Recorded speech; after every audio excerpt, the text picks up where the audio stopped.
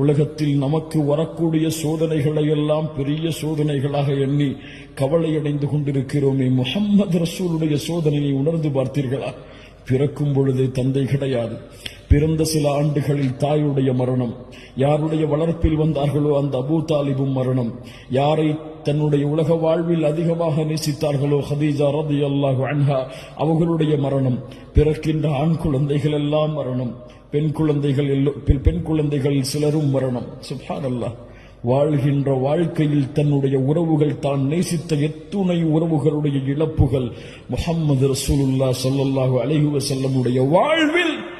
ஆனால் இந்த கஷ்டங்களும் துயரங்களும் முஹம்மது ரசூலுடைய வாழ்வில் ஒரு சிறிய இடத்திலாவது பிரதிபலித்திருக்கிறதா? அதுதான் ஒரு சமூகத்தை வழிநடத்தக்கூடிய தலைவருடைய தலைமை பண்பு.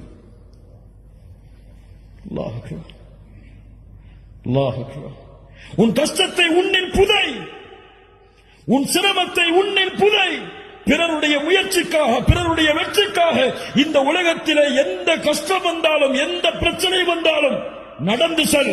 அல்லாஹ் உன்னை பொறுப்பேற்று உன்னை நடத்தி செல்லுவான்.